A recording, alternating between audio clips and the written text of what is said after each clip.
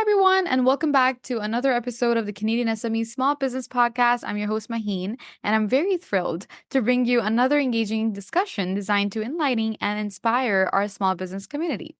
Today, we're diving into the dynamic world of digital marketing, exploring essential tips for business owners, the importance of owning your digital platforms, and how to really effectively engage customers online. In today's spotlight, we have Kim Atkinson. She's a co founder and director at Ontario SEO. And with her rich background in psychology and anthropology from Western University, Kim expertly blends her academic insights with her robust experience in digital marketing. And at Ontario SEO, she plays a pivotal role in steering the company's strategic direction, ensuring clients achieve digital success. And beyond her professional pursuits, Kim is deeply committed to her community, frequently participating in local groups and advocating for London's tech scene. Her approach to SEO and digital marketing isn't just about driving traffic, it's about creating meaningful connections and sustainable growth. Without a further ado, let's welcome Kim. Good afternoon, Kim. It's fantastic to have you with us. How are you feeling about today's discussion? I'm really excited to go over this with you and share some of the things I have learned over time to help small businesses. Likewise, we're quite eager into your expert insights on so many different things, and we'd love to unpack these topics and provide our listeners with actionable advice. Now, let's begin with the essence of effective SEO. I mean, SEO is such a cornerstone of digital marketing, yet its true purpose often gets overshadowed by the quest of rankings, right? Kim, can you really explain why focusing solely on rankings and traffic might be a misstep for businesses? Absolutely. Focusing solely on rankings and traffic can just be an issue because it overlooks the broader objectives of SEO. And the initiatives of the digital marketing, which should really be aligned with overall business goals rather than just looking at the metrics. If you're looking only at the keyword rankings, such as the KPIs or key performance indicators, it's a problem because they're just so volatile and they don't really give you a holistic view of the SEO success. So, just with the evolving landscape of SEO, search engine optimization, if we didn't get to that already, the focus really has shifted towards paying attention to those entities or keyword topics clusters rather than the specific individual keywords.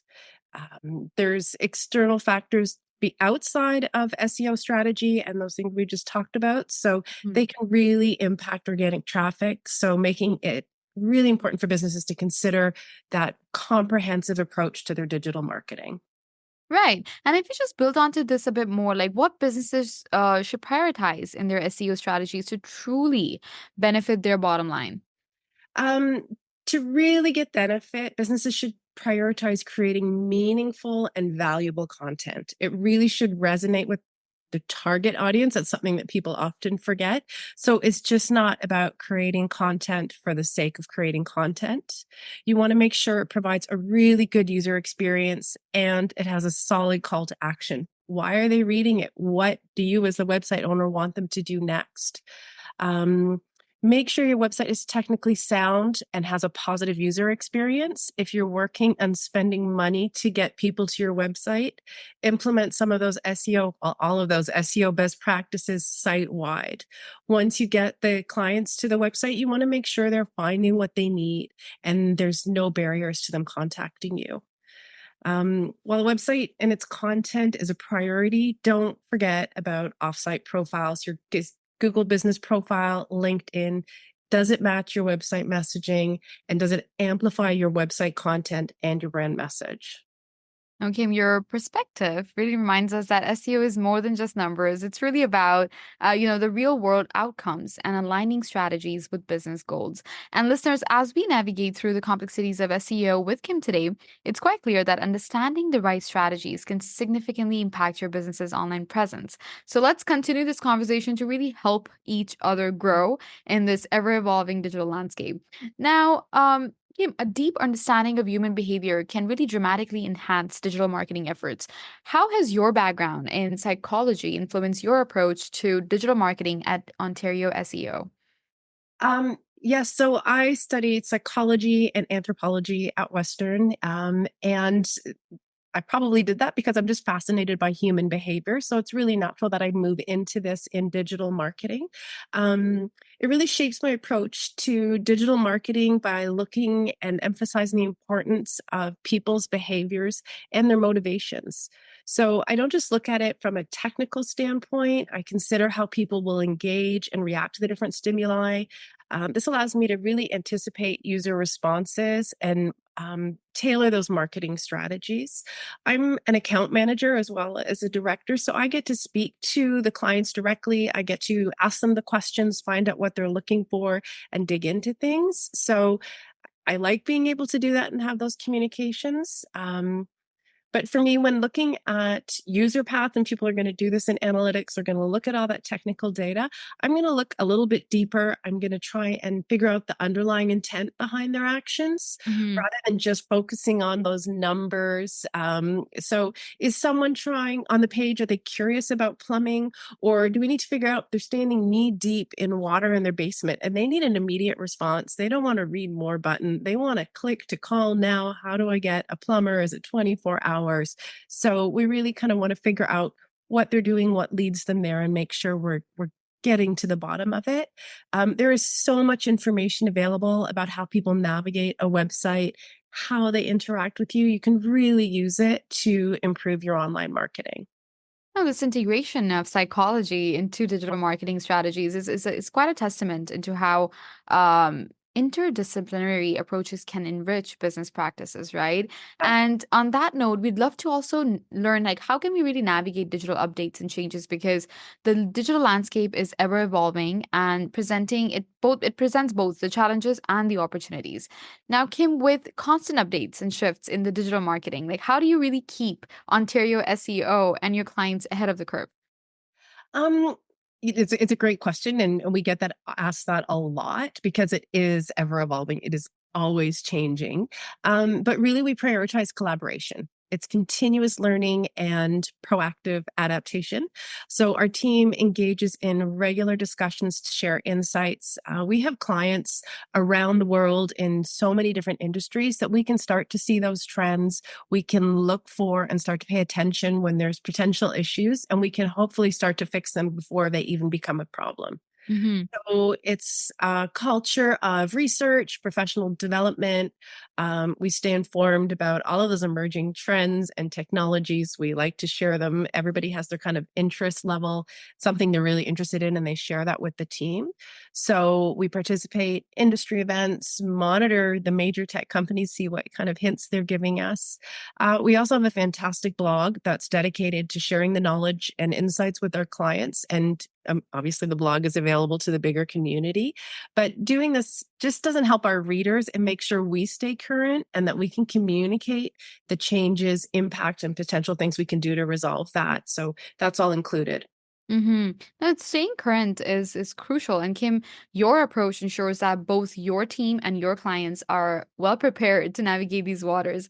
Now, owning your digital assets is so crucial for long-term success. And Kim, can you really discuss the importance of businesses having control over their platforms like Google Business Profile and websites? And what are some common pitfalls that businesses face when they don't take ownership of these platforms? Great question. That's something that really is important to me. It is so important that business owners have control of their platforms, their website, the hosting, Google Business Profile, and the social media platforms. They shouldn't be left up to individual employees, as sometimes they can't be recovered. So they're really important for you. They're crucial for shaping brand perception and facilitating customer interactions. So for example, Google Business Profiles often serve as the first point of contact for a potential customer. And does the right person receive those notifications if there's a negative review? Is there a question that needs to be answered immediately? And who is it going to? The ownership of the platforms really enables businesses to maintain accurate and up-to-date information so they can respond promptly to customer inquiries. You want to make sure they can adapt swiftly and change things as needed.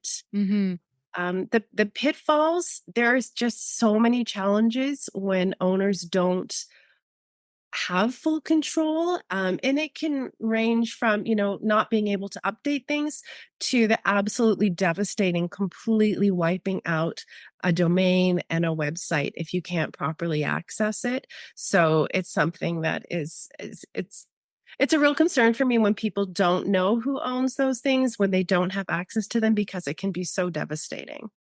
No, you've given us a critical reminder of the power that we have over our business's online success. And listeners, it's a good moment to really reflect on how much control you actually have over your digital assets. I mean, are you really fully leveraging tools to enhance visibility and engagement? I mean, these are the things that, understanding these aspects can be a game changer for your business. I encourage all the listeners out there to explore these ideas and perhaps rethink, I would say, your current strategies. Now, social media, Kim, is an integral part of digital marketing strategies, but it's often misunderstood. In what ways should businesses think about social media beyond just regular posting, and how can integrating social media more deeply into business strategy enhance customer engagement and retention? Great question. So it's just so much more than a platform for posting. It it provides an opportunity to cultivate brand identity, community engagement, and get really valuable insights through social listening. Mhm. So by showcasing company cultures and values, businesses can humanize their brand and they can resonate with their audience on such a deeper level. It's also a channel for social proof. We have clients who think, well, nobody's going to follow our channel, nobody's going to engage with it, but you still need to be there so people can come and verify that you are a real business, you have clients, people like working with you, see the kind of work that you do. So it's really important to remember that it's not only your followers that are there, other people are coming to look at the social profiles and want to know a little bit more about you, what kind of business you are, and just get that information that people kind of forget that they need to present. Now, this holistic view of social media as a tool for deep customer engagement is key to unlocking its full potential.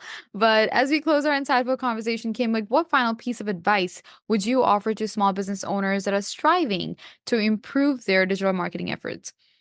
I think it's really important for people to remember to check your online profile. I mean, just because somebody built your website doesn't mean that you shouldn't be looking at all the time. Actually, my big tip is set it as your opening when you open your browser, that's the page you should land on. Have a look at it. Does it answer the questions? People's businesses will shift. So maybe you've grown from really servicing people who are residential. You want to now service industrial and commercial. And you forgot that nowhere on your website does it say commercial or industrial. At the same time, looking at your website, how your client would look at it, but also look at it on your mobile device, because when it's our own businesses, we look at it on a website and we forget that a lot of our users are using it on a cell phone. Does the chatbot cover the ability to click to call? Can you navigate the website properly?